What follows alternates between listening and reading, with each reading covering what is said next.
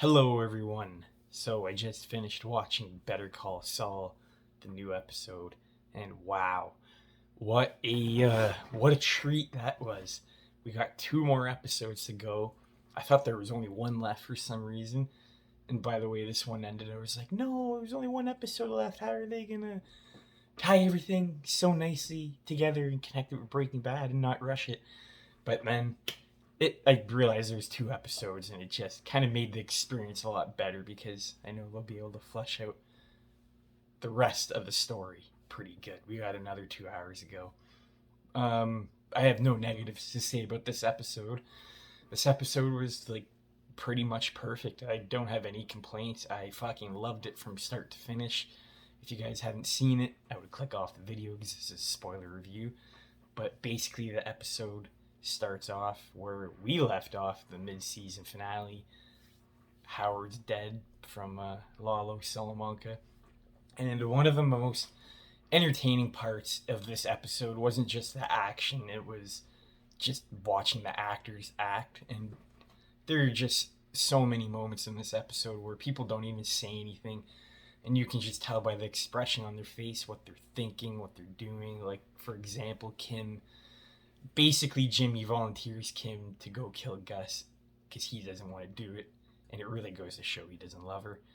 So she's on her way, and she stops, and you think the cartel is following her, but a cop car pulls up, and you think they're going to be looking at her, but they don't really have a reason to. And she's just sitting there debating on whether she should go to the cops or not, and she's just looking over, and the cops look over, and she looks away.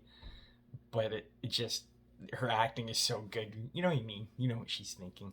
But the episode starts off with Jimmy basically throwing Kim into the fucking snake pit and saying, hey, you gotta kill Gus, and volunteers her, and all part of, he doesn't really have a plan, but I think it was just so he could get out of it. He really only cares about himself at the end of the day. He's really selfish, yet we still like this character and we want him to get out good and survive, which we know he does. And the rest of the episode is basically Lalo tracking down Gus, and then we have this really intense altercation. I think it was the beginning of the season where Gus hid a gun in the meth lab, and as soon as he went down there, I'm like, I remember he hid that gun. He runs over like a tripwire that sets the lights off, and then shoots Lalo. But before that, they have a really, really good altercation between each other. The build up was, I think it was worth the payoff. It didn't go on too long.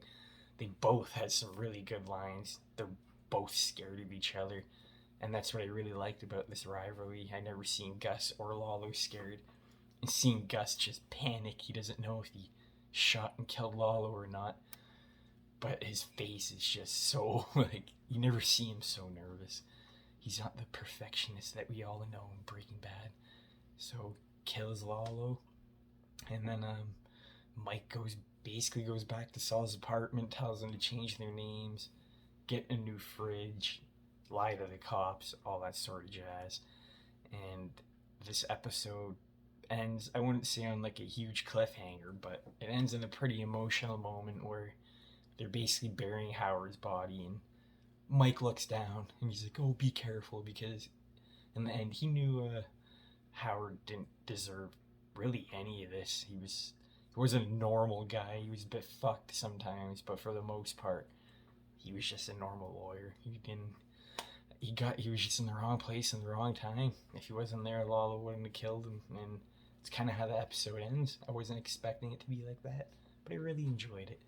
So that is just a quick review of Better Call Saul. 2 more episodes to go next week and the Monday after. I can't wait. Thank you guys for watching.